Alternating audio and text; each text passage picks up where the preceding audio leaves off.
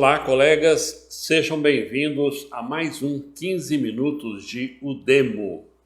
Nesta edição, falaremos ainda sobre a expressão "a lei, ora a lei", desta vez aplicada à Covid, a volta às aulas e o CIMED.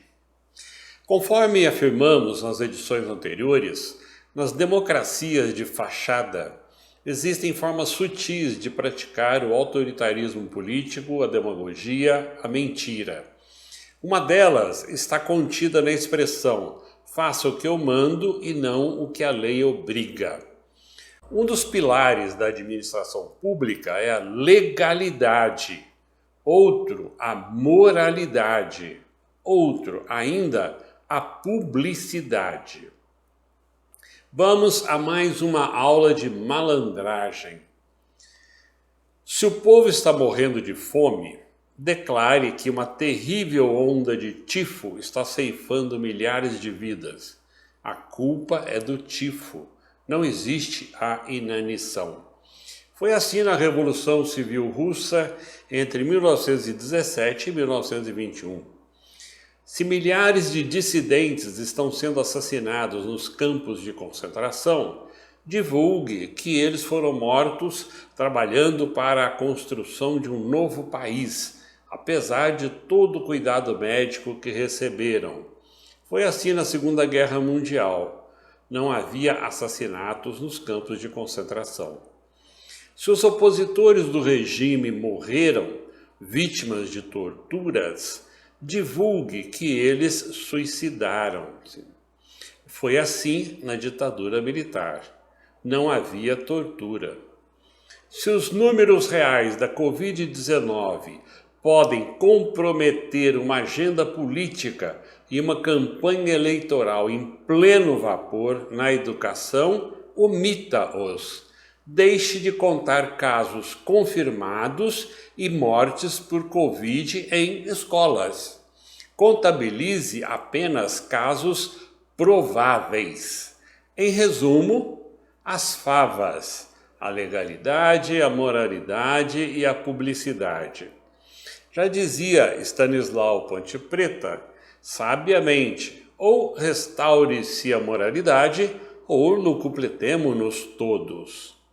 A Lei número 13.979, de 6 de fevereiro de 2020, dispõe sobre as medidas para enfrentamento da emergência de saúde pública de importância internacional decorrente do coronavírus, responsável pelo surto de 2019.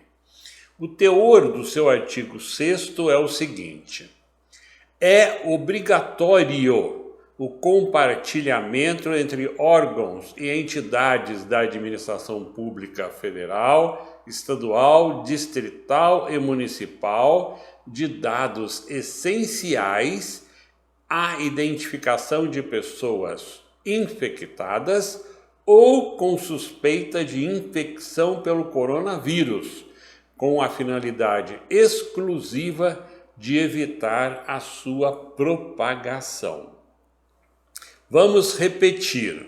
É obrigatório o compartilhamento entre órgãos e entidades da administração pública federal, estadual, distrital e municipal de dados essenciais à identificação de pessoas infectadas ou com suspeita de infecção pelo coronavírus, com a finalidade exclusiva de evitar a sua propagação.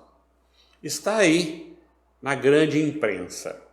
Gestão Dória deixa de contar casos confirmados e mortes por Covid em escolas.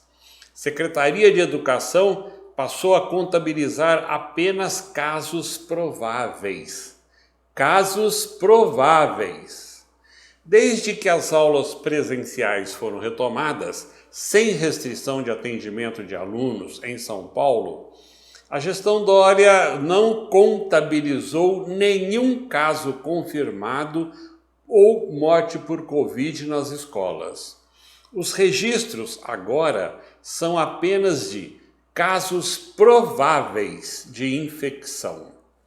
De 2 a 14 de agosto, a Secretaria Estadual de Educação diz que as escolas estaduais e particulares registraram 1.288 casos prováveis de infecção, sendo 72,5% deles entre alunos e 27,5% em trabalhadores. Não foi informado quantas pessoas frequentaram as unidades no período, por isso não é possível saber a taxa de incidência da doença. As informações são do CIMED, sistema criado em dezembro pela Secretaria para preenchimento obrigatório pelas escolas particulares e estaduais. O decreto de criação do sistema diz que as instituições de ensino devem mantê-lo constantemente atualizado. No entanto, desde maio, a pasta não torna as informações públicas. Apenas 2 boletins epidemiológicos sobre as contaminações nos estabelecimentos de ensino foram publicadas em março e em maio.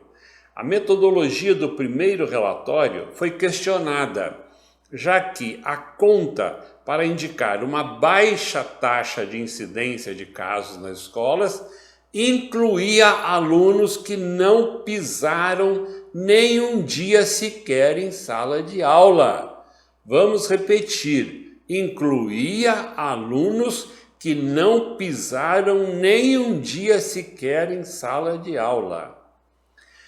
Em maio, a pasta informou que passaria a divulgar de forma diferente os casos registrados nas escolas, com classificação de prováveis e confirmados. Os prováveis são aqueles alunos e funcionários que apresentaram resultado positivo de teste do tipo RT-PCR ou de antígeno, mas cujos dados não foram validados pela Secretaria de Saúde. Só são considerados de fato confirmados os que tiveram resultado positivo e validados pelo sistema de saúde. Desde então, mais nenhum caso confirmado foi registrado no CIMED. O último boletim, divulgado em maio, também trazia a informação do registro de 39 óbitos por Covid entre pessoas da comunidade escolar, sem detalhar quantas foram de docentes ou estudantes. Agora, o dado não é mais informado. Desde o ano passado, o secretário de Educação, Rocieli Soares, defende que as escolas são espaços seguros e devem ser reabertas para receber os alunos. Em agosto, o governo paulista retirou as restrições e as unidades foram autorizadas a atender todos os estudantes, desde que respeitada a distância de 1 metro entre eles. Enquanto a maior parte dos colégios particulares já recebe os alunos presencialmente todos os dias, sem rodízio de turmas, a maioria das escolas estaduais continua com o revezamento. Professores da rede pública relatam que a presença dos estudantes continua irregular. Não adianta o governo dizer que as escolas são seguras e que a pandemia está controlada, mas esconder as informações do que acontece dentro delas. É preciso estabelecer uma relação de confiança com as famílias para que os alunos voltem, diz Fernando Cássio, professor da Universidade Federal do ABC e integrante da REPU, Rede Escola Pública e Universidade. Para especialistas da área da saúde, se houvesse monitoramento eficaz e política disseminada de testagem nas escolas, não só haveria maior controle de casos, mas também garantia de mais tempo dos alunos em sala de aula. Atualmente, Se um aluno da rede estadual apresenta sintomas ou teve contato com alguém contaminado, ele deve ficar afastado das aulas presenciais por 14 dias. Nas escolas particulares, o estudante pode voltar assim que tiver resultado negativo do teste para a Covid. É mais um aspecto em que a pandemia castiga muito mais a população menos favorecida. O estudante da escola pública, que já teve menos oportunidades de estudo, ainda fica sem acesso a testagem, monitoramento, rastreamento, que o permita continuar na escola em segurança. Quem diz isso é Dr. Renato Kifuri, infectologista pediátrico. Para a epidemiologista Ana Brito, da Fiocruz, as classificações usadas pelo governo paulista para acompanhar os casos nas escolas não têm embasamento científico. Do ponto de vista de monitoramento e rastreamento dos casos, não há por que dividir os casos em confirmados e prováveis.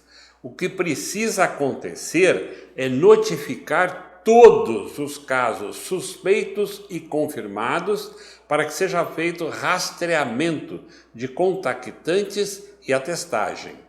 A partir do resultado do teste, definir o isolamento ou o retorno do aluno para a escola, afirma. Cate Abreu, secretária executiva da Comissão Médica da Educação da Secretaria Estadual, disse que o CIMED continua sendo preenchido pelas escolas, mas que a pasta estuda uma nova forma de tratamento dos dados. Repetindo, estuda uma nova forma de tratamento dos dados. Por quê? Porque foram desmascarados. A fraude foi descoberta pela imprensa. Segundo ela, é preciso validar as informações repassadas pelas escolas com o sistema da saúde, o que ainda não foi feito. Cate Abreu informou que ainda não há previsão de quando os bancos de dados serão cruzados para que as informações possam ser publicadas. Em resumo, dados falsos e incompletos continuarão habitando o imaginário da população, enquanto a variante Delta se alastra e a contaminação se expande. Legalidade, moralidade e publicidade na administração pública? Não neste governo. Não na SEDUC. Que vergonha! São Paulo, o estado mais rico e desenvolvido do país, não merece isso. Ou merece? A lei, ora, a lei. Nossos agradecimentos à Folha de São Paulo e à jornalista Isabela Palhares por esse rico e triste material publicado no dia 30 de agosto. Obrigado, colegas, pela atenção e até o próximo 15 minutos de O Demo.